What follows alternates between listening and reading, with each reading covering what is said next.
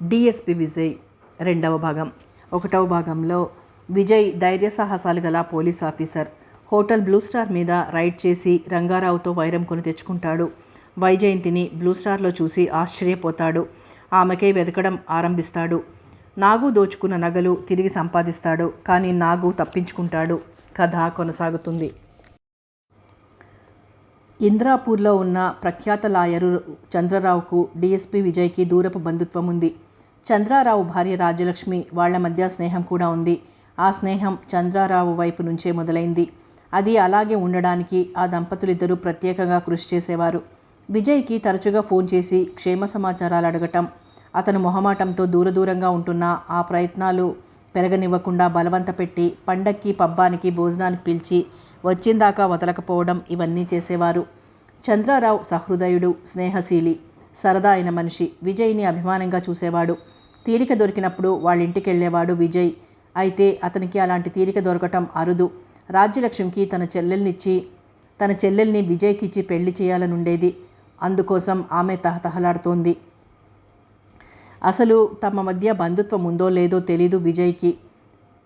తను వాళ్ళనెప్పుడూ చూడలేదు. చంద్రరావే ఎవరెవరి పేర్లో చెప్పి అటు ఇటు తిరిగేసి తమ మధ్య బంధుత్వం ఉందని తేల్చాడు. ఉన్నా లేకున్నా దీని గురించి తనకేం పట్టింపు లేదు. రాజ్యలక్ష్మి ఉద్దేశం విజయ్కి తెలీదు. ఏమండి, మా చెల్లెలు లేదు సుధా. ఎందుకు లేదు? లక్షణంగా మీ ఊర్లో చదువుకుంటుంది కూడాను. రాజ్యలక్ష్మి మాటల్ని అనుకరిస్తూ అన్నాడు చంద్రారావు. అది అందంగా ఉంటుంది. ఇది చాలా క్లిష్టమైన ప్రశ్న. ఏ భార్యకు భర్త టకీమని జవాబు చెప్పడానికి వెనుకాడే ప్రశ్న. భార్య వైపు అనుమానంగా చూస్తూ, నన్ను ఇందులో ఇరికించబోతున్నావా అన్నాడు ఆయన. అంటే ఏముంది, బాగుండలేదు అన్నాననుకో, మా చెల్లెలు మీ కళ్ళకంతా వికారంగా కనబడుతోందా అంటూ పోట్లాటకొస్తావు. అందంగా అద్భుతంగా ఉంది అన్నాననుకో, పరాయి ఆడపిల్ల అందాన్ని నా ఎదురుగానే మెచ్చుకుంటారా? అంతేలేండి, నేను తప్ప మీకందరూ బాగానే ఉంటారు అంటూ నువ్వు తిండి తినవు, నన్ను తిననివ్వవు. గొప్పేలేండి, అద్భుతంగా ఉందని ఎందుకు అనాలి? అందంగానే ఉంది అంటే సరిపోతుందిగా. ఐసి, అయితే అందంగానే ఉంది. నిజం చెప్పండి. నువ్వు చెప్పమన్నట్లే చెప్పాగా, మళ్ళీ అనుమానాలు ఎందుకు నీకు? ఏం కదా వ్యవహారం. చెల్లెలి అందాన్ని పొగిడించడం వరకు వచ్చింది. ఏం లేదండి, సుధని విజయ్కిస్తే బాగుంటుందనిపిస్తోంది. మనకనిపిస్తే సరిపోతుందా? వాళ్ళకి అనిపించాలిగా. ఎందుకు అనిపించదో చెప్పు ముందు. విజయ్కి ఏం తక్కువని సుధ అతన్ని తిరస్కరిస్తుంది. అలాగే సుధలో ఏం లోపమని విజయ్ కాదంటాడు. ప్రపంచంలో యువతీ యువకులు ఒకరినొకరు తిరస్కరించి వదులుకోవటానికి కేవలం ఈ ఎక్కువ తక్కువలే కారణాలు కావు. మరి మీ ఉద్దేశం ఏమిటో చెప్పండి అసలు. నీ ఆలోచనకు నా మద్దతు ప్రకటిస్తున్నాను. నీ ప్లాన్ ఏమిటో చెప్పు. ఎట్నుంచి ఎలా రంగం సిద్ధం చేయబోతున్నావు? పెద్ద మనుషుల ద్వారానా? నువ్వే సూటిగా అతన్ని అడుగుతావా? వాళ్ళిద్దరిని ఒకరికొకరిని పరిచయం చేసి వాళ్లే ఎస్ అనుకునేందుకు వీలయ్యే వాతావరణాన్ని కల్పిస్తావా? ముందుగా సుధని ఇక్కడికి పిలిపిస్తాను. సెలవులే గనక కంగారు లేకుండా అవసరమైనన్ని రోజులు ఇక్కడ ఉంచుకోవచ్చు దాన్ని. అదొచ్చాక ఏదో ఒక అకేషన్ సృష్టించి విజయ్ని మన ఇంటికి డిన్నర్కి ఆహ్వానించి ఒకరికొకరికి పరిచయం చేస్తాను. కానీ అతని విషయంలో ఆ పరిచయం నువ్వు ఊహించినంతగా పెరగదేమో. ఎందుకని? అతను తీరిగ్గా ఉండటం అనేది చాలా అరుదు. నువ్వు ఓసారి సుధను పరిచయం చేశాక ఇక దాని గురించి ఆలోచించినంత బిజీలో అతను ఉంటాడు. ఆ ఆలోచనలో అతనిలో బలపడడానికి వీలయ్యేంత తరచుగా వాళ్ళిద్దరినీ కలవటం కుదరదు. అతనికి తీరదు. సుధ ఏదో పని కల్పించుకొని అతని ఇంటికి వెళ్ళే వీలు కూడా లేదు. అతను ఒంటరిగా ఉంటున్నాడు ఆ బంగళాలో. పెళ్లి కాని అమ్మాయి అలా అతని దగ్గరికి వెళ్తే సహజంగా ఉండదు, చీప్గా అనిపిస్తుంది. సుధ భవిష్యత్తు దృష్ట్యా అది మంచి పద్ధతి కాదు. ఈ అనుమానాలన్నీ మనం ముందే ఊహించుకుని వెనక్కి తగ్గితే ఎలా? సుధని పిలిపిద్దాం. ఆ తర్వాత అతనికి పరిచయం చేద్దాం. అతని తీరిక సమయాన్ని వీలైనంతగా మనతోనే గడిపే ఏర్పాట్లు చేద్దాం. ఆ మాత్రం చెయ్యలేకపోతే ఎలా? అసలు ఈ రిస్క్ అంతా ఎందుకు? ఒకసారి దాన్ని పరిచయం చేసి, అబ్బాయ్ మా ఉద్దేశం ఇది, నీ ఉద్దేశం ఏమిటి అని ప్లెయిన్గా అడిగేస్తే పోలా? వద్దు. ఏం? అతను చటుక్కుని తిరస్కరిస్తే? అలాంటి ఉద్దేశం ఉన్నవాడు ఎప్పుడైనా అలాగే చేస్తాడుగా. చెయ్యడు. ఏ కారణం నీకు అంత నమ్మకాన్ని కలిగిస్తుందో తెలుసుకోవచ్చా? తప్పకుండా చెప్పు. మీ లాయర్ బుద్ధి పోనిచ్చుకున్నారు కాదు. మళ్ళీ ఇదేమిటి? ఇంట్లో భార్యను కూడా ఇలా క్రాస్ పరీక్ష చేయటమేనా? ఒక సమస్యని ఇలా అన్ని కోణాల నుంచి పరీక్షించి చూస్తే తప్ప దాన్ని విజయవంతంగా పరిష్కరించడానికి వీలు కుదరదు. నిజమే, మరి మా మరి మా లాయర్లు ఎప్పుడూ అబద్ధాలు చెప్పరు. అవునవును చెప్పిస్తారు. నువ్వు అనవసరంగా విషయాన్ని తప్పుదారి పట్టిస్తున్నావు. నాకు నిద్రొస్తోంది. మాట తప్పిస్తూ కళ్ళు మూసుకుంటున్న భర్తను చూసి నవ్వుతూ, వేషం చాలు గాని చెప్పేది వినండి అన్నది రాజ్యలక్ష్మి. చెప్పు అన్నాడు చంద్రరావు కళ్ళు తెరుస్తూ. మనం సుధని చేసుకుంటావా అని అడిగామనుకోండి, అలా హఠాత్తుగా అడిగితే అప్పటికి ఏ ఉద్దేశము ఏర్పడి ఉండదు గనక తేలిగ్గా తిరస్కరించవచ్చు. అలా కాకుండా వాళ్ళ పరిచయం బలపడేలా చేస్తే ఒకరినొకరు అర్థం చేసుకుంటారు. ఆ దగ్గరితనం అతనిలో దీన్ని చేసుకుంటే బావుండును అనే అభిప్రాయాన్ని కలిగించవచ్చు. అప్పుడు మన పని తేలికవుతుంది. ఇంకా డెలికేట్గా మారిన ఈ సమస్య అలా అయితేనే సక్సెస్ఫుల్గా పరిష్కరించబడుతుంది. తీరా మనం అడిగాక అతను కాదంటే అతనికి మనకి కూడా గిల్టీగా ఉంటుంది. అందుకని నేను చెప్పినట్లే చేద్దాం. Wish you all the best. Thank you అన్నది రాజ్యలక్ష్మి అతన్ని అనుకరిస్తూ. ఇక ఆ లైట్ తీసేసి ఇలా వస్తావా అన్నాడు చంద్రరావు. ఇదిగో ముందరే చెప్తున్నాను, సుధ వచ్చిన తర్వాత నేను ఇలా మీ పక్కన పడుకోను. ఎవరి పక్కన పడుకుంటావు మరి? దాని పక్కనే. ఏం బాగుంటుంది? నాకు బాగుంటుంది. నాకు బాగోదు. కోర్టు వారు దీనికి అనుమతి ఇవ్వరు. కోర్టు వారు అనుమతినివ్వకపోయినా నేను కేర్ చెయ్యను. కోర్టు ధిక్కార నేరం కింద నీకు శిక్ష వేయక తప్పదు. ఏం శిక్ష వేస్తారు? నిన్ను నీ పుట్టింటికి పంపేస్తాను. మరీ మంచిది. 4 రోజుల పాటు ప్రాణానికి హాయి. నా పక్కన పడుకో అంటూ మీ పీకుడుండదు. చక్కగా స్వేచ్ఛగా మా చెల్లి నేను పడుకుని హాయిగా కబుర్లు చెప్పుకుంటాం. ఇదేం దరిద్రపు బుద్ధే నీకు? అయినా పుట్టింటికి వెళ్ళిపో అనగానే హా నాదా ఈ ఒక్కసారికి మన్నించండి. ఇంకెప్పుడు ఇలా మిమ్మల్ని ధిక్కరించను. మీ పద సన్నిధి నుంచి నన్ను దూరం చేయకండి. పొద్దున్నే లేవగానే మీ పాదపద్మాలను దర్శించి నమస్కరించే భాగ్యాన్ని నుంచి నన్ను వేరు చేయకండి అని కన్నీళ్లతో నా కాళ్ళు కడగాల్సింది పోయి పీడా పోయింది అంటూ కులుకుతావా? ఆడదానివేనా నువ్వు అసలు? ఆ సంగతి మీకే తెలియాలి. బాగా తెలుసు గనుకనే ఈ బాధ. ఏం చేస్తాం? మీ మీద దండోపాయం పని చెయ్యదు. రాజ్యం, నా మాట విను. పోనీ ఒకరోజు నా దగ్గర, ఒకరోజు మీ చెల్లి దగ్గర, లేదా పగల ఆవిడ దగ్గర, రాత్రి నా దగ్గర అని బ్రతిమాలుతున్న చంద్రరావును చూసి నవ్వేసింది రాజ్యలక్ష్మి. సూచనప్రాయంగా తన ఉద్దేశాన్ని తెలుపుతూ తండ్రికి ఉత్తరం రాసి సుధని పంపమంది రాజ్యలక్ష్మి. ఉత్తరం చేరిన వారం రోజుల్లో ఇంద్రాపూర్ వచ్చింది సుధ. హాయ్ అక్క, హౌ ఆర్ యూ అంటూ రాజ్యలక్ష్మిని పట్టుకుని సుధను మంటగా చూశాడు చంద్రరావు. ఫైన్ అంటూ భర్త కళ్ళల్లో కనపడుతున్న అసూయకు నవ్వుకుంటూ, తమరు కోర్టుకెళ్లరా అన్నది రాజ్యలక్ష్మి. ఇదిగో వెడుతున్నాగా. సుధా, ప్రయాణం బాగా జరిగిందా అన్నాడు చంద్రరావు. ప్రయాణానికి బాగేమిటి బావా, అందులోనూ మీ ఊరికి. ఆ బస్సులో ఆ గతుకుల్లో ఎగిరెగిరి పడుతూ ఏదో నేను కాబట్టి వచ్చాను ఫీలింగ్స్ మార్చేసుకుంటూ అన్నది సుధా. మిగతా వాళ్ళంతా బస్సు బయలుదేరంగానే దిగిపోయారా? ఎందుకు దిగిపోతారు? నేను కాబట్టి వచ్చాను అని నువ్వు అంటుంటేను. సరేలే, గొప్ప జోకే. వాళ్ళు నాలాంటి వాళ్లే. అందుకనే చస్తూ బతుకుతూ అంతా అందులోనే ప్రయాణం చేస్తున్నారు. రాజ్యలక్ష్మి సుధనే చూస్తోంది. విజయ్ దృక్పథంతో అన్నట్లు పరిశీలనగా చూస్తోంది.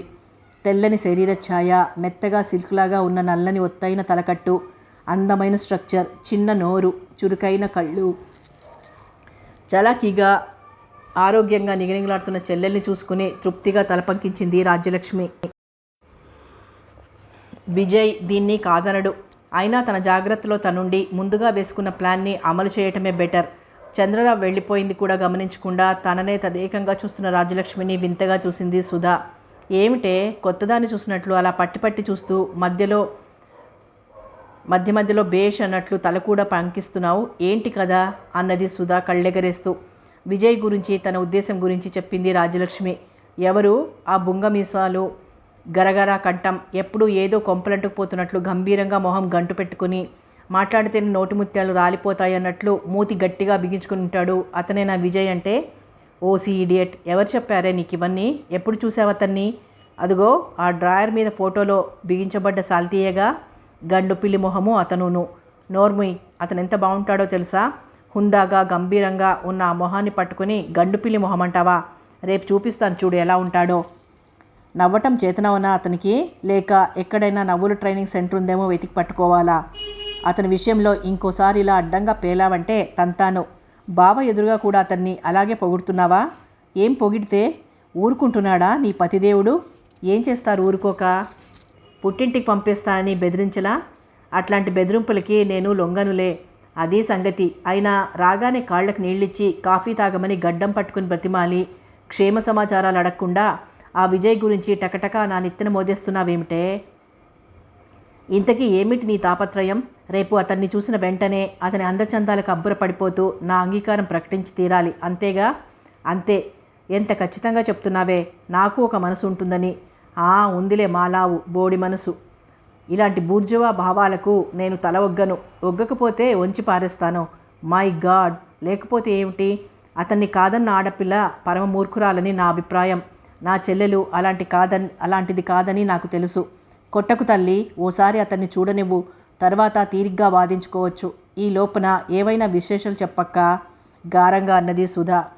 ఆ మాట ఈ మాట చెప్తూ సంభాషణని తిరిగి విజయ్ మంచితనం, గుణగణాలు మొదలైన వాటి మీదకే మళ్ళిస్తున్న అక్కను చూసి నవ్వుకుంది సుధా. ఆమె అంతే. రేపు తను అతన్ని చూసి నువ్వు చెప్పింది నిజమేనక్క, నీ ఇష్ట ప్రకారమే కానివ్వు అనే వరకు ఇలా వాగుతూనే ఉంటుంది. చంద్రరావు సంగతి ఎత్తకుండా సుధ చదువు గురించి, వాళ్ళ ఊరి విశేషాల గురించి మాట్లాడుతుంటే మధ్య తను అడ్డుపడుతూ అతని చేత కూడా విజయ్ సంగతులే చెప్పించడానికి ప్రయత్నిస్తోంది రాజ్యలక్ష్మి. అబ్బా నిద్రొస్తోందక్క అంటూ విసుగ్గా ఆవలిస్తున్న సుధని చూసి, సరే పడుకో, రేపు మాట్లాడుకుందాం అన్నదామె. తెల్లారి 7 లోపలే విజయ్కి ఫోన్ చేసి అతన్ని తమ ఇంటికి ఆహ్వానించింది రాజ్యలక్ష్మి. సారీ, ఓ కేసులో బిజీగా ఉన్నాను, ఈరోజు కుదరదు అన్నాడు విజయ్. ఎప్పుడు వీలవుతుంది? నిరుత్సాహంగా అడిగింది రాజ్యలక్ష్మి. ఇంకా 4-5 రోజుల తర్వాత అయితే చెప్పగలను. ఓహ్, రేపు కూడా కుదరదా? సారీ అండి, 4 రోజుల దాకా అస్సలు కుదరదు. సండే రావడానికి ప్రయత్నిస్తాను మర్యాదగా అన్నాడు విజయ్. సరే, ఆ రోజు ఉదయం మళ్ళీ ఫోన్ చేస్తాను. అలాగే.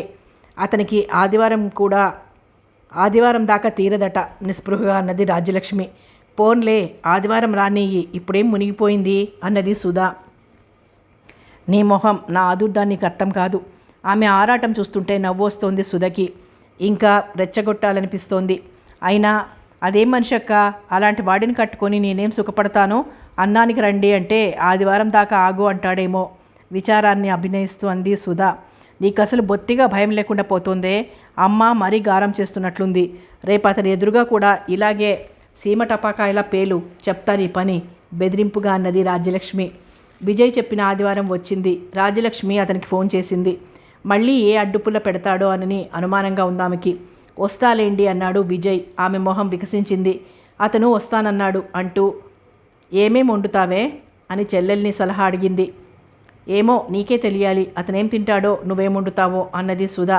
ఒక వేపుడు, ఒక ముద్ద కూర, టమోటా పప్పు, ములక్కాడ సాంబారు, అప్పడాలు, ఆవకాయ, పెరుగు, ఇవి కాక పులిహోర, వడ, సేమియా పరమాన్నం చేస్తాను.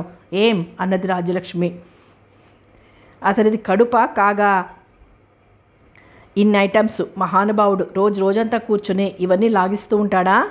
తిన్నాడంటే యమా తింటాడు కాబోలు. మళ్ళీ వారం రోజుల దాకా దిగులు లేకుండా అన్నది సుధా. నువ్వు ఇలాగే మాటమాటికి ఎద్దేవా చేసావంటే చంపుతాను. ఊరికే మర్యాద కోసం చేస్తాం కానీ ఇవన్నీ అతను తింటాడనా? అసలు అతను తిండి చాలా సింపుల్గా తింటాడు. మరైతే నువ్వు కూడా సింపుల్గానే చేయరాదు? ఏం బాగుంటుంది? అతను తినడని సరిగ్గా మొక్కుబడిగా తినేసే రెండూ చేసి ఊరుకుంటామా? ఊరుకుందాం. నీకు తెలీదు, నువ్వు ఊరుకో. అది కాదక్క, ఆ ఫార్మాలిటీసు నీకు అర్థం కావు కానీ బెండకాయలు చక్రాల్లా తరుగు, బంగాళదుంపలు కడుక్కుర, కొబ్బరి తురుము, మినప్పప్పు నువ్వు గాలించి పనిపిల్లకివ్వు, అది రుబ్బుతుంది. దానికి సరిగ్గా గాలించటం రాదు. పప్పు గ్రైండర్లో వేసేస్తే పోలా, అది రుబ్బడం ఎందుకు? అరగంట పడుతుంది ఆ పనికి. ఈ లోపల ఇంకో 10 పనులు చేయించవచ్చు దాని చేత. గ్రైండర్లో వేస్తే బాగోదు. అన్నట్లు ఫిల్టర్లో డికాషన్ వేయి. అతను రాగానే ముందు కాఫీ ఇద్దాం. ఏంటో పెద్ద అతనేదో వీఐపీ లాగా పెళ్లి కొడుకు అనగానే అనవసరంగా ఇంత ప్రిఫరెన్స్ ఇచ్చి నెత్తికెక్కించుకుంటారు. దాంతో వాడు నెత్తికెక్కి కూర్చుని గొంతానమ్మ కోరికలన్నీ కోరుతాడు. స్కూటర్ కావాలి, ఫ్రిడ్జ్ కావాలి అంటూ అడ్డమైన కోరికలు కోరుతూ ఉంటాడు. అసలు ఫాల్ట్ మనలోనే ఉంది. అది కాదు అక్కడ పాయింట్. ఇలా నానా హంగామా చేస్తూ ముందుగానే వాడి చుట్టూ ఉచ్చులు బిగిస్తామన్నమాట. అందులో ఇరుక్కొని ఊపిరాడక ఎస్ అనేస్తాడని ఆశ అన్నాడు చంద్రరావు. మీ పాయింట్లకు నమస్కారం కానీ మీరు దానికి మద్దతు ఇవ్వబోకండి, ఇంకా పెట్టరేకపోతుందది అని విసుక్కుంటూ హైరాణ పడిపోతూ వంటింటిని కదరంగంగా మార్చేసి చేతులతో పాటు నోరు కూడా ఉపయోగిస్తూ వీరవిహారం చేస్తున్న రాజ్యలక్ష్మిని చూస్తుంటే నవ్వొస్తోంది సుధకి. సరదాగా కూడా ఉంది. మొత్తానికి అన్నీ పూర్తి చేసేసరికి 12 దాటింది. ఇదేమిటి అతను ఇంకా రాలేదు? మీరు ఒకసారి ఫోన్ చేయండి మళ్ళీ అని చంద్రరావుని పురమాయించి, నువ్వు వెళ్ళి మొహం కడుక్కురా, జిడ్డోడుతోంది, అతను వచ్చేసరికి కాస్త ఫ్రెష్గా ఉండు అన్నది రాజ్యలక్ష్మి సుధతో. స్నానం చేసి సన్నని పూలున్న ఆర్గండి చీర కట్టుకొచ్చిన సుధను అసంతృప్తిగా చూస్తూ, నాది కాశ్మీర్ సిల్క్ చీర కట్టుకోవే. ఆ చీర ఏంటి పాత చీరలా ఉంది, చంద్రహారం వేసుకో అన్నది రాజలక్ష్మి. తల్లి, నీ చీరలకి నగలకి ఓ దండం, నా సింగారాన్ని మాత్రం నువ్వు నిర్దేశించకు అన్నది సుధ ఖచ్చితంగా. అలాగే బాగుంది సింపుల్గా, అవన్నీ సింగారించుకుంటే ఇదేదో పెళ్లి చూపుల వ్యవహారమని అతను ముందే పసిగడతాడు అన్నాడు చంద్రరావు. సరే, అసలే అతను పోలీసు, వాసంతోనే అన్ని పసిగడతాడు అంటున్న సుధ అక్కగారు ఉరిమి చూడడంతో టక్కున నోరు మూసుకుంది. 12:30కు వచ్చాడు విజయ్. అంతా డ్రాయింగ్ రూమ్లో కూర్చున్నారు. పరిచయ కార్యక్రమాలు పూర్తయ్యాక ఏం చదువుకున్నారు అన్నాడు విజయ్. BA ఫైనల్ ఇయర్ అన్నది సుధ. ఏం గ్రూపు? CEC. ఇంకేం అడగాలో తోచలేదు విజయ్కి. చంద్రరావుతో మాటల్లో పడిపోయాడు. రాజ్యలక్ష్మి కల్పించుకుని సుధను కళ్ళతోనే ప్రోత్సహిస్తూ సంభాషణని ఇటు తిప్పటానికి ప్రయత్నించసాగింది. ఇదంతా ఏదో గూడు పుటాణిలా ఉంది అనుకుంటాడేమో అని అనుమానంగా ఉంది సుధకి. విజయ్ క్యాజువల్గా 4 మాటలు మాట్లాడాడు. తనతో సంభాషణ పెంచాలని తహతహా అతనికి లేదు. అక్క ఊహించినట్లు తన అందానికి అతను చిత్తైపోలేదు. తన ప్రత్యేకతని అతను గుర్తించలేదు. రాజ్యలక్ష్మి చంద్రరావులతో మాట్లాడినట్లే తనతోనూ మాట్లాడుతున్నాడు. ఆ మాటకొస్తే వాళ్లతోనే ఎక్కువగా మాట్లాడుతున్నాడు. ఇదంతా సుధకు అర్థమవుతూనే ఉంది. అతని నిర్లక్ష్యం ఆమెకు ఆకర్షణీయంగా ఉంది. నిజంగానే అతను బాగున్నాడు, కానీ అతను బహుశా అంత తేలిగ్గా తనని పెళ్లి చేసుకోవటానికి సుముఖత చూపించకపోవచ్చు అనిపిస్తోంది సుధకు. విజయ్ ప్రవర్తన ఆమెలో అహానికి తగిలి పట్టుదలను పెంచుతోంది. ఎలాగైనా అతన్ని గెలుచుకోవాలనిపిస్తోంది. అతని డిపార్ట్మెంట్ విషయాలు, కేసులు మొదలైన వాటి గురించి అడిగి సంభాషణలో ఇంట్రెస్ట్ తేవాలని ప్రయత్నించింది. ఆ ప్రయత్నం ఫలించింది. ఆ ప్రసంగం వచ్చేసరికి అతనిలో ఉన్న స్తబ్దత, సంకోచం సడలిపోయాయి. ఫ్రీగా మాట్లాడసాగాడు. కొత్త బెరుకు తగ్గటంతో సుధ కూడా చురుగ్గా అనేక విషయాల గురించి ప్రశ్నించి అతనితో మాట్లాడిస్తోంది. ఉండి ఉండి జోక్స్ కూడా వేసి అతన్ని నవ్విస్తోంది. చెల్లెలు తెలివితేటలు ఇప్పుడు బాగా నచ్చాయి రాజ్యలక్ష్మికి. భోజనాల దగ్గర విజయ్ చాలా తక్కువగా తినటం చూసి, అదేమిటి అలా తింటున్నారు? మీరు తప్పనిసరిగా ప్రతి ఐటెంను టేస్ట్ చేసి తీరాల్సిందే. మా అక్క మీకోసం రాత్రి నుంచి మొదలెట్టి వండింది ఇవన్నీ. విజయ్ పళ్ళెంలో పులిహోర వేస్తూ అన్నది సుధ. రాత్రి నుంచి మొదలెట్టారా? ఆశ్చర్యంగా చూశాడు విజయ్. అప్పటికే చంద్రరావు కొన్ని పదార్థాలను ముక్కు దగ్గర పెట్టుకోవటం చూసి. అలాంటి భయాలు వద్దులే బావా. రాత్రి నుంచి అంటే నా ఉద్దేశం అది కాదు. రేపేం చెయ్యాలి అని ఆలోచించటం, ఎలా చెయ్యాలి అని చర్చించటం, అలాంటి ప్రాథమిక చర్యలని రాత్రి నుంచే మొదలుపెట్టింది అక్క అన్నది సుధ. అమ్మ బ్రతికించారు. మీరిద్దరూ కలిసి ఇవన్నీ రాత్రే చేసి మూతెట్టారేమోనని హడలిపోయాను అన్నాడు చంద్రరావు. జోక్ బాగుంది అని నవ్వబోతున్న విజయ్ ఆగిపోయి, అవును, నేను భోజనానికి వస్తున్నానని ఈరోజు ఉదయం కదా చెప్పాను. మీరు రాత్రి నుంచి ఎలా ఆలోచిస్తున్నారు అన్నాడు. అది అలా అడుగు. పొద్దుట్నుంచి పేటరేగిపోతున్నారిద్దరు అన్నది రాజ్యలక్ష్మి. ఇంత ఘోరంగా ఫెయిల్ అవుతాను అనుకోలేదు సుమా. అయినా ఇలాంటి లా పాయింట్ లాగాల్సింది మా బావ కదా, ఆ డ్యూటీ మీరెందుకు చేస్తున్నారు అని దబాయించిపోయింది సుధా. ఇలాంటి పాయింట్స్ పోలీస్ ఆఫీసర్లే లేవదీస్తారు. లాయర్లు కేసు వస్తేనే అలర్ట్గా అవుతారు. పోలీస్ ఆఫీసర్లు ఎల్లప్పుడూ అలర్ట్గానే ఉంటారు అన్నాడు విజయ్. గొప్పే అన్నట్లు పెదాలు పక్కకు సాగదీసి మూడిచిన సుధ ఉక్రోషానికి అంతా నవ్వేశారు. సాయంత్రం సినిమాకి వెళ్దాం ఫస్ట్ షోకి అన్నది రాజ్యలక్ష్మి. నాకు వీలవదండి, పనుంది అన్నాడు విజయ్. ఆదివారమేగా. మాకేం ఆదివారం, ఆదివారాలు పండుగలు అంటూ ప్రత్యేకమైన విశ్రాంతి దినాలు ఉండవు మాకు. వీలవదా? ఏమీ అనుకోకండి, ఈ పూటైనా మీరు నొచ్చుకుంటారని వచ్చాను కానీ నిజానికి ఒక్క క్షణం కూడా తీరికలేదు నాకు. మరీ నేను ఇంక వస్తాను అంటూ లేచాడు విజయ్. మళ్ళీ ఎప్పుడు దర్శనం అన్నది రాజలక్ష్మి. ఎప్పుడో ఇలాగే ఉల్కలాగా రాలిపడుతుంటాను. ఉల్కలా మీ అంతటి మీరే రాలిపడలేదు ఇవాళ అన్నది సుధా. ఓడిపోయానులేండి, ఇందాకటి గెలుపుకి ఈ ఓటమికి చెల్లు అన్నాడు విజయ్ నవ్వుతూ. సుధ ఇంకా కొన్ని రోజులుంటుంది. అది వెళ్లే లోపల సప్లై కెనాల్ అవతలున్న తోటలోకి పిక్నిక్ వెళ్దాం, సరదాగా బాగుంటుంది. ఇంత క్రితం చూశారా అన్నది రాజ్యలక్ష్మి. లేదు అన్నాడతను. అక్కడున్న చారిత్రక శిథిలాలు చూడవలసినవి. శివాలయం చాలా అద్భుతంగా ఉంటుంది. ఇవన్నీ ఆ తోటల పక్కనే ఉన్నాయి. అయితే ఈసారి ఆదివారం వెళ్దామా ఉత్సాహంగా అడిగింది సుధా. చెప్పాగా, ఆదివారాల ప్రత్యేకత మాకు లేదని అన్నాడు విజయ్. మరెప్పుడు వెళ్దాం? వీలైనప్పుడు తప్పకుండా వెళ్దాం. నే వెళ్లే లోపల వీలవుతుందా? అవ్వాలనే కోరుకుందాం. నేను ప్రతి ఉదయం ఫోన్ చెయ్యనా? మై గాడ్, ఎందుకు? ఈరోజు వీలుగా ఉందేమో కనుక్కోవడానికి. ఆ పని మాత్రం చేయకండి, నాకు గిల్టీగా ఉంటుంది. పొద్దున్నే ఫోన్ వైపు చూడాలంటేనే భయం వేస్తుంది. మరెలా? నేనే చెప్తాను. మర్చిపోను, ఇక వస్తాను అంటూ వెళ్ళిపోయాడు విజయ్. ఎలా ఉన్నాడు, నీకు నచ్చాడా? ఆతృతగా అడిగింది రాజ్యలక్ష్మి. మనిషి బాగున్నాడు, కానీ భయమేస్తోంది కొంటెగా అన్నది సుధా. భయం ఎందుకు? ఎప్పుడు పలకరించినా డ్యూటీ డ్యూటీ అంటూ ప్రాణాలు తోడేస్తాడేమో. తిండి నిద్ర అచ్చటా ముచ్చట ఏం లేకుండా రాయిలా పడుండే మనిషిని కట్టుకొని ఏం సుఖపడగలను అని. అతని జాబ్ అలాంటిది. పోన్లేదు, ఇంకో జాబ్లో ఉన్నవాడిని చేసుకుంటానులే. నీకు ఇదంతా తమాషాగా ఉంది కదూ. డిఎస్పి విజయ్ అంటే ఎంత హోదా, ఎంత దర్జా, ఆదర్శవాది, కట్న కానుకల కోసం డిమాండ్ చేసేవాడు కాదు కనుక ఆశపడుతున్నాం, ఇంత ప్రయత్నం చేస్తున్నాం. ఇంకో జాబ్లో ఉన్నవాళ్ళు మాత్రం 24 గంటలు పెళ్ళాన్ని కావలించుకుని కూర్చుంటారని గ్యారంటీ ఏమైనా ఉందా? మనసులో ఆ భావం ఉండాలి కానీ ఉద్యోగాన్ని బట్టి రాదు అది. ప్రాక్టికల్గా ఆలోచించడం నేర్చుకో. పొద్దస్తమానం నీ కొంగు పట్టుకు తిరిగితే అది మాత్రం అలర్జీ రాదు. నిజంగా విజయ్ లాంటి వాడు దొరకటమే అదృష్టం. బాబోయ్, ఈ కాపక్క, నేను ఊరికే తమాషా కంటుంటే నువ్వంత సీరియస్గా తీసుకుంటావెందుకు అన్నది సుధా. పైకి అలా అంటోంది కానీ మనసులో ఆమెకు కూడా విజయ్ పట్ల ఆకర్షణగానే ఉంది. అతను తన అందాన్ని గుర్తించలేదని దుగ్ధ కూడా ఉంది. అతన్ని ఎలాగైనా ఆకర్షించాలనే పట్టుదల ఉంది. అతనిష్టమేమిటో తెలియనియ్యి ముందు అన్నది బింకంగా. నీ సంగతి చెప్పరాదు, తర్వాత అతని విషయం ఆలోచిద్దాం అన్నది రాజ్యలక్ష్మి. నాకిష్టమే. సరే, ఇంకోసారి కూడా మనం కలుసుకున్నాక అతన్ని అడుగుతాను. నీ ఇష్టం. అతను ఒప్పుకుంటాడంటారా? ఆ రాత్రి చంద్రరావుని అడిగింది రాజ్యలక్ష్మి సందేహంగా. చెప్పలేం, ఒప్పుకోవచ్చు ఒప్పుకోకపోవచ్చు. అతను అంత తేలిగ్గా బయటపడడు. ఆ మాత్రం కంట్రోల్ అతని మనసు మీద అతనికి ఉంది.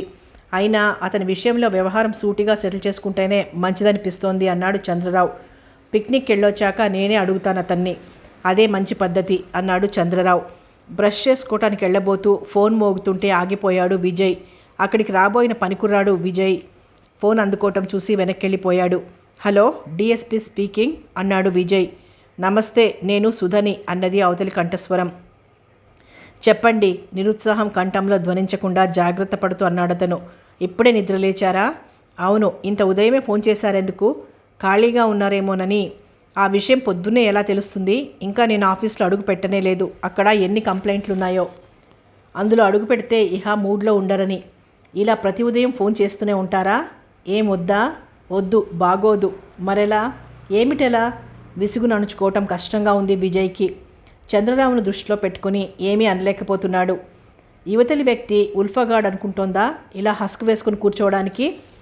మీకెప్పుడు తీరిగ్గా ఉంటారో నాకెలా తెలుస్తుంది? నేను ఫోన్ చేసి చెప్తానన్నానుగా. నమ్మమంటారా? మీ ఇష్టం. కోపం వచ్చిందా? అదేం లేదు, మీరు ఇలా ఫోన్ చేయకండి. ఖాళీగా ఉన్నప్పుడు తప్పకుండా నేనే చేస్తాను అంటూ ఫోన్ పెట్టేశాడు విజయ్, ఇక ఆమె మాట్లాడే అవకాశం ఇవ్వకుండా. ఏమంటాడు అన్నది రాజ్యలక్ష్మి. తనే ఫోన్ చేస్తాడట, నన్ను చెయ్యొద్దన్నాడు మొహం గంటు పెట్టుకుంటూ అన్నది సుధా. అవతలి వ్యక్తి మామూలు వాడు కాదు. మీ ఆతృత మితిమీరితే వ్యవహారం బెడ్స్ కొడుతుంది. అతను పదే పదే వచ్చి సుధతో గడవటానికి వీలవదు అనే విషయాన్ని దృష్టిలో పెట్టుకోండి. అసలు ప్లెయిన్గా నేనే అడిగేస్తానుండు అన్నాడు చంద్రరావు. వద్దొద్దు, మనం పిక్నిక్ వెళ్ళాకే అడుగుదాం కంగారుగా అన్నది రాజ్యలక్ష్మి. ఎందుకు ఈ ట్రిక్కులన్నీ? మీరు మగవారు, కొన్ని మీకు తెలియవు. అవతలి వ్యక్తిని బట్టి మనం నడుచుకోవాలి. అదే నేను చెప్పేది. అతని మీద ఇలాంటివి ప్లే చేయడం మంచిది కాదు. నిజాయితీగా అడిగేయటమే బెటర్. అదే డిగ్నిఫైడ్గా అవతలి వ్యక్తి మనస్తత్వానికి తగినట్లుగా ఉంటుంది. ఈ ఒక్కసారి ఇలా జరగనివ్వండి, నీ ఇష్టం. అంతకన్నా ఆమెని ప్రెస్ చేసి ఒప్పించడానికి ప్రయత్నించలేదు చంద్రరావు. ఒకవేళ విజయ్ సుధను తిరస్కరిస్తే అది తన మీదుగా పోతుంది.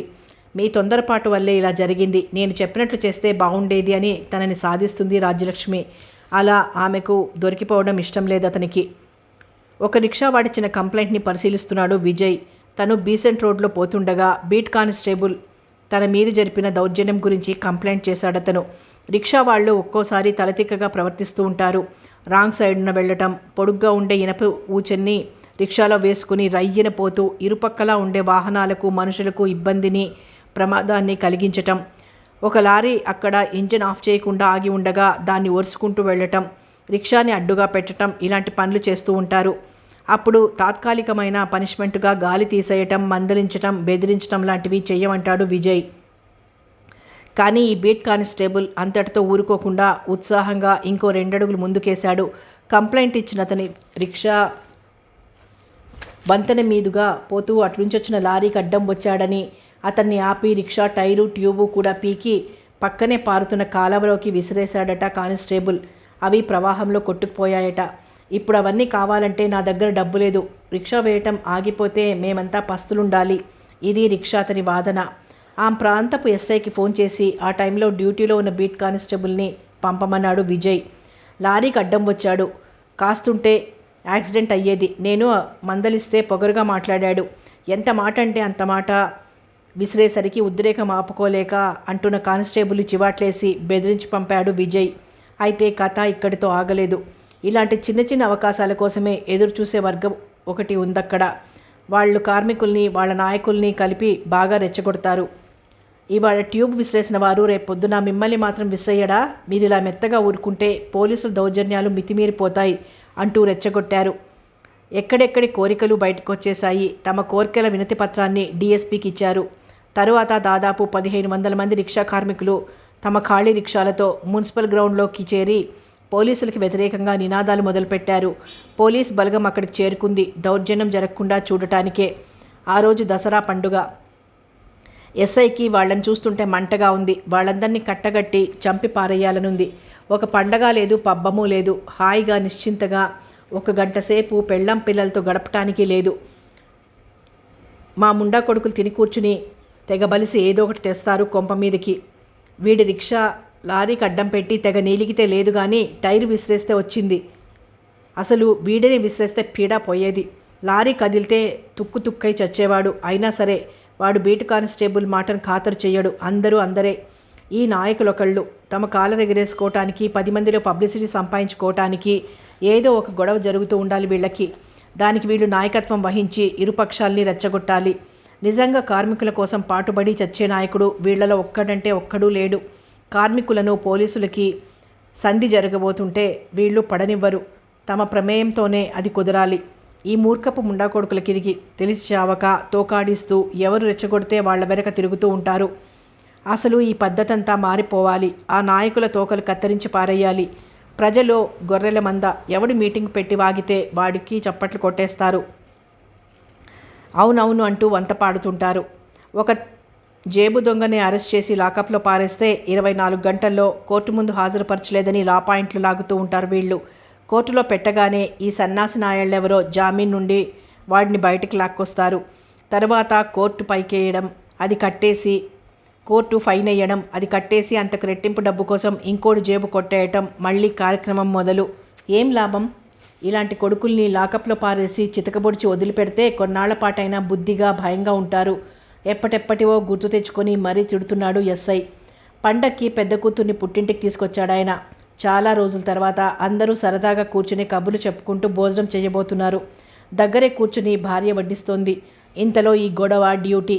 తను వచ్చేస్తుంటే పిల్లల మొహాల్లోనూ భార్య మొహంలోనూ కనిపించిన నిరాశ, నిస్పృహలు గుర్తొస్తుంటే వీళ్ళందరినీ వరుస పెట్టి కాల్చిపారేసి ఇంటికి వెళ్ళిపోవాలనిపిస్తోంది ఆయనకి.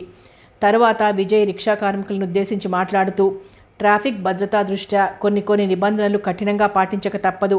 అతిగా వ్యవహరించే పోలీసుల విషయంలో తగిన చర్యలు తీసుకుంటాం. మీరు కూడా పోలీసులకి కోఆపరేట్ చేస్తూ ఉండాలి. ఇరుపక్షాల వాళ్ళు శత్రువుల్లా ప్రవర్తించకూడదు. రిక్షాలో పెద్ద పెద్ద సామాన్లు, ఇనప ఊచలు, బీరువాలు, అలాంటి ట్రాఫిక్కి అంతరాయం కలిగించే వస్తువులు మినహా మిగిలిన సామాన్ల విషయంలో అభ్యంతరం ఉండదు. మీరు కోరినట్లే తీసుకెళ్లొచ్చు. రిక్షా స్టాండ్ ఏర్పాటు చేసే విషయంలో వెంటనే తగిన చర్యలు తీసుకుంటాం అంటూ వాళ్ళు కోరిన కోరికల్లో కొన్నింటికి తన అంగీకారం ప్రకటించడంతో అలజడి సద్దుమణిగింది. కార్మిక నాయకుల ప్రసంగాలు కూడా పూర్తయ్యాక రిక్షా వాళ్లంతా ఎవరిదారిన వాళ్ళు వెళ్ళిపోయారు. ఈ తతంగమంతా పూర్తయ్యేసరికి రాత్రి 9 గంటలైంది. కాళ్ళు ఈడ్చుకుంటూ నీరసంగా ఇంట్లో అడుగుపెట్టాడు ఎస్ఐ. పండగ ఎటుపోయిందో. కొన్ని రోజులు సెలవు పెట్టకూడదు సానుభూతిగా అన్నది ఆయన భార్య. తర్వాత కూడా ఇంతేగా. ప్రజలకి పోలీసులకి మధ్య సామరస్యం ఎప్పుడు ఏర్పడుతుందో అప్పుడే ఇలాంటి గొడవలు లేకుండా ఉంటాయి. ఈ వినాయకులంతా కలిసి దాన్ని ఏర్పడనివ్వకుండా ఎప్పటికప్పుడు అడ్డుపడుతూనే ఉంటారు. లేకుంటే వాళ్ల పబ్బం గడవదు. పోనీలే వెదవ గొడవ. కాసిన వేడినీళ్లు పెట్టు, స్నానం చేస్తే కానీ ప్రాణం తేరుకోదు అన్నాడాయన. ఒక పార్టీకి అటెండ్ అయి తిరిగొస్తున్నాడు విజయ్. రాత్రి పొద్దుపోయింది. సీట్లో వెనక్కి వాలి ఏదో ఆలోచనలో మునిగున్న విజయ్ డ్రైవర్ గొంతులోంచి కీచుగా వెలువడ్డ భయంకరమైన కేకతో అదిరిపడి కళ్ళు విప్పాడు. ఎదురుగా వస్తున్న లారీని చూసి కారు పక్కకు తిప్పబోయాడు డ్రైవర్. కానీ ఆ లారీ కూడా అదే సైడుకు రావడంతో కంగారుగా రోడ్డు మీదకొచ్చాడు. తిరిగి ఆ లారీ అటే రాబోవటంతో వాళ్ల ప్రయత్నం అర్థమై భయంతో అరిచి కారును పక్కకు కోశాడు. అప్పటికే ఆలస్యమైపోయింది. కారు చెట్టుకు గుద్దుకుంది. డ్రైవర్ అక్కడికక్కడే చనిపోయాడు. వెనక డోర్ తెరుచుకొని ఆందోళనగా కిందికి దిగాడు విజయ్. కొన్ని అద్దం పెంకులు అతనికి గుచ్చుకొని రక్తం కారుతోంది. లారీలో నుంచి 4 మనుషులు దిగి నిదానంగా తొందరలేనట్లు విజయ్ వైపు నడిచొచ్చారు. వాళ్ల కళ్ళల్లో క్రౌర్యం, నవ్వులో హేళన చూస్తూ తాపిగా తను వాళ్ల వైపు నడిచాడు విజయ్. ఏం జరుగుతోందో తెలిసే లోపలే వాళ్లలో ఇద్దరు నేలకు ఖర్చుకున్నారు. అప్పటికే తమ అంచనాలో ఉన్న పొరపాటు వాళ్లకు అర్థమైంది. వెంటనే అలర్ట్గా మారి విజయ్ మీదికి దూకారు. వాళ్ళు కూడా విజయ్కేం తీసిపోకుండా అన్ని మెలకువలు తెలిసిన వాళ్లే.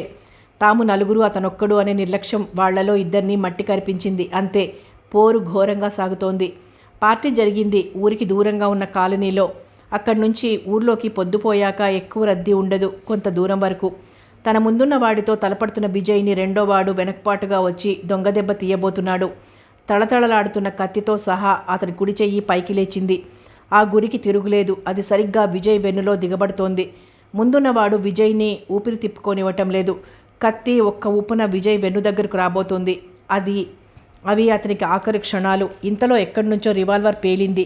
కత్తి గురి తప్పి పక్కకు పడింది. ఒక బుల్లెట్ అతని చేతిలో నుంచి దూసుకు వెళ్ళింది. హఠాత్తుగా ఆ ఇద్దరు విజయ్ని తోసేసి తుప్పల చాటుకి పరిగెత్తారు మెరుపు వేగంతో. వాళ్ల వెనక తను పరిగెత్తాడు విజయ్. వాడు దొరకలేదు. అతి లాఘవంగా తప్పించుకున్నారు. వాళ్ళు దొరికినా తనని ఈ పనికి ఉసిగొల్పిన వాడి గురించి ఒక్క ముక్క చెప్పరు. చావనైనా చేస్తారు కానీ అటువంటి వాళ్ళు యజమానికి ద్రోహం చెయ్యరు అన్నది ఇందాకటి యువతి. మీరెవరు? చీకట్లు ఈ ప్రాంతానికి ఎందుకు వచ్చారు అన్నాడు విజయ్. నా పేరు వింధ్య. మీలాగే నేను పార్టీకి అటెండ్ అయి వస్తున్నాను అన్నదామే. ఒంటరిగానా? ఒంటరితనమేముంది, ఇది తోడు ఉందిగా రివాల్వర్ చూపిస్తూ అన్నదామే. ఇద్దరూ కలిసి కారు దగ్గరికి వచ్చారు. ఆ పరిధిలో ఉన్న పోలీస్ స్టేషన్కి వెళ్ళి రిపోర్ట్ ఇచ్చారు. మా ఇంటికి వెళ్దాం రండి అన్నది వింధ్య. మిమ్మల్ని ఇంటి దగ్గర దిగబెట్టను కానీ కానిస్టేబుల్కి చెప్తాను. సారీ వింధ్య, ఇంకోసారి ఎప్పుడైనా వస్తాను అన్నాడు విజయ్. ప్లీజ్ రండి, ఇంకోసారి వీలవుతుందో కాదో జస్ట్ టీ తాగి వెళ్ళిపోదురు కానీ అన్నది వింధ్య. ఆమె అభ్యర్థనను కాదనలేకపోయాడు విజయ్. కూర్చోండి, ఒక క్షణంలో వచ్చేస్తానంటూ లోపలికి వెళ్ళి 5 నిమిషాల్లో బట్టలు మార్చుకొని టీ చేసి తీసుకొచ్చింది వింధ్య. ఇల్లంతా నీట్గా సింపుల్గా ఉంది. ఒక్కసారి పరిశీలనగా చూసి టీపాయ్ మీదున్న పేపర్ అందుకున్నాడు విజయ్. కప్పు అతని ముందుకు పెట్టి తీసుకోండి అంది. తనో కప్పు తీసుకొని పెదవుల దగ్గర పెట్టుకుంది వింధ్య. మీ వారేం చేస్తున్నారు అన్నాడు విజయ్. నాకు ఇంకా పెళ్లి కాలేదు. ఇక్కడ ఓ ఆఫీస్లో స్టెనోగా కొత్తగా అపాయింట్ అయ్యాను అన్నదామే. మీ గురించి చెప్పండి అనింది. నా గురించి ఏముంది చెప్పటానికి, నేను ఇక్కడ డిఎస్పీగా పనిచేస్తున్నాను. నా పేరు విజయ్ అన్నాడు అతను నవ్వుతూ. అది నాకు తెలుసు కానీ ఇక్కడి ప్రజలకు మీరంటే చాలా ఇష్టం అనుకుంటాను. ఎందుకలా అనుకుంటున్నారు? ఎవరిని అడిగినా మీ గురించి తెగ పొగిడేస్తుంటారు. అవి పొగడ్తలని మీరే చెప్తున్నారుగా.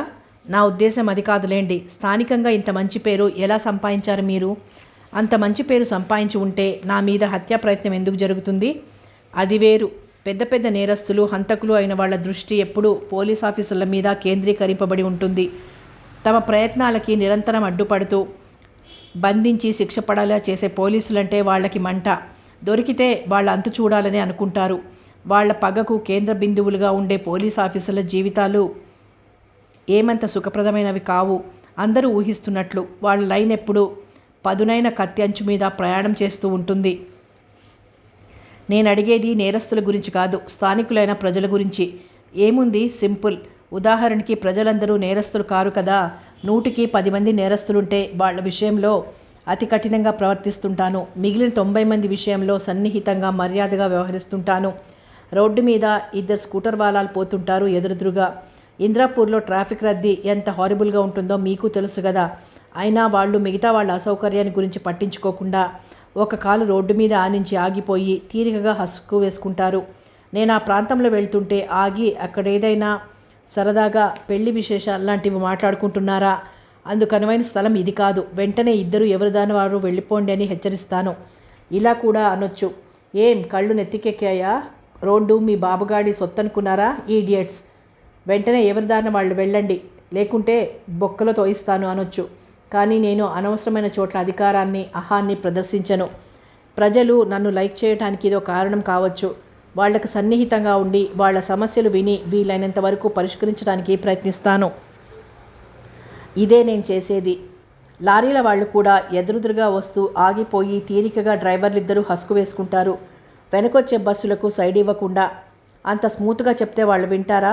వినరు. రఫ్గా ఉండేవాళ్లతో నేను రఫ్గానే ఉంటాను. అయినా ఏమిటి మీరు పత్రికా విలేకరిలా గుక్క తిప్పుకొనివ్వకుండా ఇన్ని ప్రశ్నలు వేస్తున్నారు అన్నాడు విజయ్ వాచి చూసుకుంటూ. సారీ, మీ టైంని కిల్ చేస్తున్నట్లున్నాను అన్నది వింధ్య లేచి నిలబడుతూ. అదేం లేదులేండి, నేను వస్తాను అన్నాడతను. ఇంటికొచ్చాక అతను ఇక వింధ్య గురించి ఆలోచించలేదు. ఆ రోజు రిలాక్స్డ్గా కూర్చుని పోలీస్ జర్నల్ తిరిగేస్తున్నాడు విజయ్. బిర్జు అతని సమీపంలో కూర్చుంది. అప్పటికే ఇంటి చుట్టూ రౌండ్లు కొట్టడం ముగించుకొని హలో విజయ్ అంటూ వచ్చాడు చంద్రరావు. రండి రండి అన్నాడు విజయ్. ఖాళీగా ఉన్నట్లున్నారే ఈరోజు? ఇప్పటి వరకు హఠాత్తుగా ఏం ముంచుకు రాకుండా ఉంటే ఖాళీయే అనే అనుకోవాలి నవ్వుతూ అన్నాడు విజయ్. అప్పుడు హాస్పిటల్ నుంచి తప్పించకపోయిన నాగు ఆచూకీ తెలిసిందా? లేదు. అది అసలేం క్లూ దొరకలేదా? మీ అనుమానం ఎవరి మీద? అంటే అతన్ని తప్పించడంలో ఎవరి పాత్ర అయినా లేకుండా ఎలా ఉంటుంది? ఎవరో తెలిసిందా? తెలిస్తే నాగుకి ఆచూకీ కూడా తెలిసేదిగా. దర్యాప్తు జరుపుతున్నాం అన్నాడు విజయ్. తన అనుమానాలను సేకరించిన విషయాలను ఎవరితో పడితే వాళ్లతో చర్చించడతను. ఈరోజు ఎలాగైనా తోటకెళ్లాలని పట్టబడుతున్నారు సుధా, రాజలక్ష్మి. వాళ్ళకి బోర్గా ఉందట. టాపిక్ మారుస్తూ అన్నాడు చంద్రారావు. నాతో ముడిపెట్టుకోకుండా మీరంతా కలిసి వెళ్ళండి సరదాగా. నేను రావాలంటే ఇక అయినట్లే అన్నాడు విజయ్. అందరం కలిసి వెళ్తే బాగుంటుందని. ఈరోజు వెళ్దాం, రాకూడదు? ఇప్పుడా? ఏం ఇప్పుడు టైం 8గా అయింది. 10 లోపల అక్కడ ఉండొచ్చు. ప్లీజ్. నాకు సాయంత్రం వరకు ఉండటానికి వీలవదు. 1 గంట సేపు అయితే ఉండగలను. నీ ఇష్టం వచ్చినంతసేపే ఉందురు గాని అని చంద్రరావు బలవంతం చేయటంతో అయిష్టంగా లేచాడు విజయ్. ఇంట్లో ఆడవాళ్ల కంటే చాదస్తం మూర్ఖత్వం. ఈయనకేమొచ్చింది? అసలు ఇలా చెట్ల వెంట పుట్టల వెంట తిరగటానికి తనకెలా వీలవుతుంది? ఆ మాత్రం జ్ఞానం లేదేం వీళ్ళకి? ఈసారి ఖచ్చితంగా చెప్పేయాలి. ఇంకోసారి ఇలా రావటం కుదరదని విసుగ్గా అనుకున్నాడు విజయ్. చంద్రరావుతో కలిసి వచ్చిన విజయ్ని చూసి సంభ్రమంగా ఎదురొచ్చింది రాజ్యలక్ష్మి. వెనకాలే సుధ కూడా వచ్చింది. విజయ్ అంత తేలిగ్గా వస్తాడని వాళ్ళు ఊహించడం లేదు. అతను ఎక్కువసేపు ఉండకుండా వంటింట్లోకి వచ్చి అన్నాడు చంద్రరావు త్వరగా తెమలమని సూచిస్తూ. మనం ఇంట్లో ప్రిపరేషన్స్ మొదలెట్టామంటే అతను ఉంటానన్న టైం కాస్త ఇక్కడే గడిచిపోతుంది అన్నది సుధా. ఏం లేకుండా ఎలా వెళ్తాం? బజార్లో తెప్పిద్దామా అన్నది రాజ్యలక్ష్మి. అవును, అదే మంచిది. సరే అంటూ గబగబా రెడీ అయి బజార్ నుంచి తెచ్చిన స్వీట్సు పళ్ళు బాస్కెట్లో సర్ది టీ ఫ్లాస్క్లో పోసి హడావుడి పడుతున్న రాజ్యలక్ష్మిని చూసి ఎందుకు అనవసరపు శ్రమ, కాసేపు ఇక్కడే గడిపేస్తే పోలా అన్నాడు విజయ్. అక్కడ బాగుంటుంది అన్నదామె. ఇంకా ఆలస్యమైతే మూడెక్కడ మారిపోతుందో అన్నట్లు చకచక అన్ని కారులో సర్ది కూర్చున్నారు అక్క చెల్లెళ్ళిద్దరూ. విజయ్ చంద్రరావు పక్కన ఫ్రంట్ సీట్లో కూర్చున్నాడు. కారు తోట ముందున్న ఆవరణలో ఆగింది. అక్కడున్న షెడ్లో కొందరు మనుషులున్నారు. వీళ్ళని చూడగానే బయటకు వచ్చి తోట చూడ్డానికా? ఇటు నుంచి వెళ్ళండి బాబయ్య, అటు ఇప్పుడే నీరు పెట్టాం అన్నారు వినయంగా. చంద్రరావు రాజ్యలక్ష్మి ఏదో అత్యవసరంగా మాట్లాడుకుంటున్నట్లు నటిస్తూ చాలాసార్లు విజయ్ని సుధని ఒంటరిగా వదలటానికి ప్రయత్నిస్తున్నారు. వెనకపడుతునో గబగబా ముందు నడుస్తునో వాళ్ళ నుంచి విడిపోతున్నారు. సుధా విజయ్ సరసన నడుస్తూ కబుర్లు చెప్తోంది. చారిత్రక శిథిలమైన తోటలో వాళ్ళు ఒకవైపు వీళ్ళొకవైపు వెళ్లారు. చాలా గదులలో మాయామహల్లా ఉన్నదా కోట. సుధా చెప్తున్న కబుర్లు వింటూ నడుస్తున్నాడు విజయ్. జారుడు బండలాంటి దానిమీద నడిచి బాల్కనీలోకి రాబోతూ స్లిప్ అయి విజయ్ మీద పడిందామె. ఆమెను పట్టుకొని జాగ్రత్తగా చూసుకొని నడవండి అని వదిలేశాడతను. అతని మొహం వైపు ఓసారి చూసి అక్కడ తనూహించిన భావం కనపడకపోవటంతో కర్మ కొద్దీ తన పాలిట పడ్డాడు. అపర ప్రవరాక్రుడిలా ఉన్నాడు అనుకుంది సుధా. అయినా విజయ్ పట్ల ఆమెకు ఆకర్షణ క్షణక్షణానికి పెరిగిపోతోంది.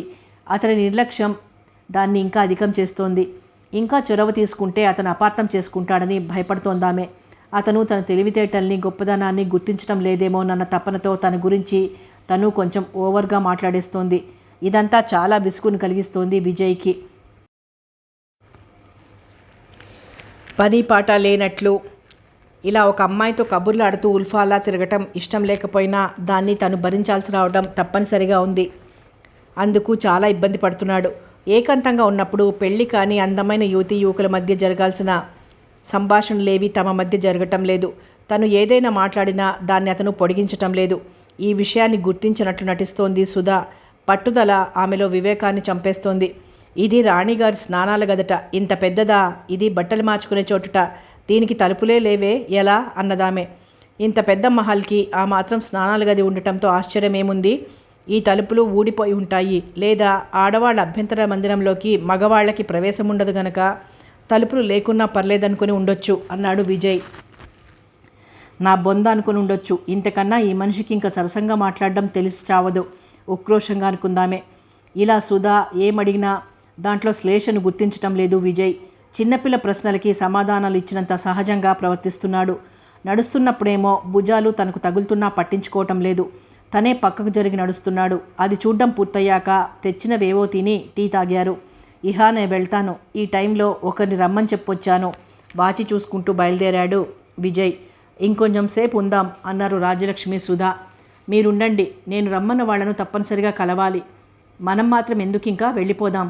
కొంచెం ముభావంగా ఉన్న సుధను చూసి, సారీ మిమ్మల్ని హర్ట్ చేసినట్లున్నాను అన్నాడు విజయ్. నయం, అదైనా గుర్తించారు అంటూ మూతి బిగించుకున్న సుధని చూసి, ఇదేమిటి ఈ అమ్మాయి నా మీద అలుగుతుంది, ఎక్కడైనా స్క్రూ లూజా అనుకున్నాడు అతను. వాళ్ళని తప్పించుకుని ఇంటికొచ్చాక అమ్మయ్య, ఇంకెప్పుడు ఇలాంటి మొహమాటాలు పెట్టుకోకూడదు, ఆఖరికి చంద్రరావును వచ్చి అడిగినా సరే అనుకున్నాడు విజయ్. లాభం లేదు, మీరన్నట్లు అతన్ని డైరెక్ట్గా అడగటమే మంచిదిలా ఉంది అన్నది రాజ్యలక్ష్మి.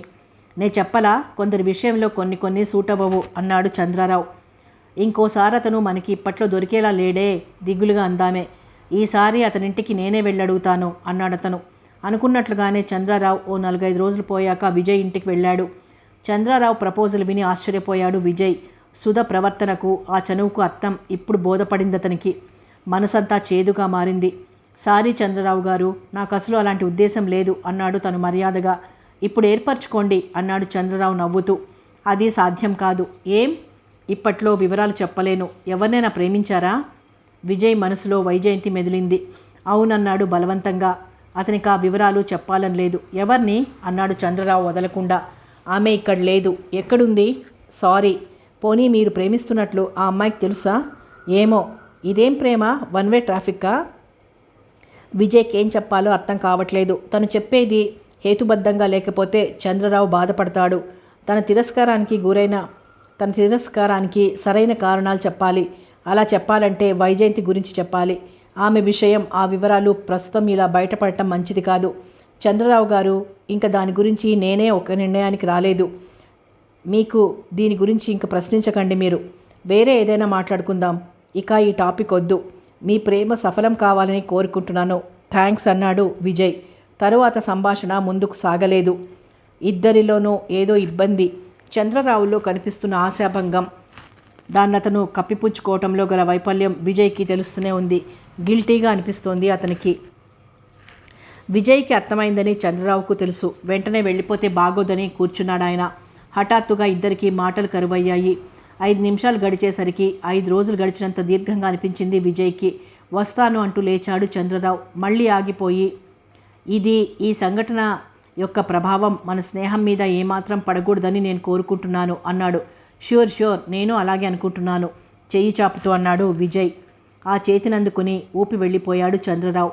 చంద్రరావు చెప్పింది విన్న రాజ్యలక్ష్మికి భరించలేనంత ఆశాభంగం కలిగింది. అందులో నుంచి కసి, ఉక్రోషం పుట్టుకొచ్చాయి. ఎవత్తట వగలాడి పేరు చెప్పలేదా అన్నది అక్కసుగా. అన్యాయంగా మాట్లాడకు, అతను మన సుధనే అలా అనొచ్చు.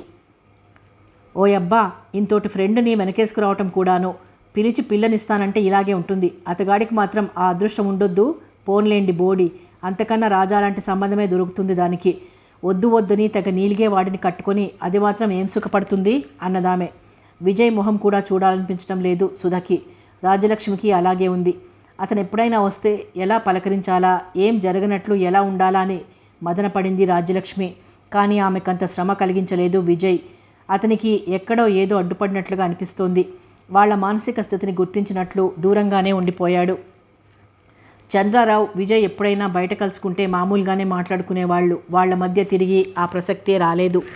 కథ కొనసాగుతుంది.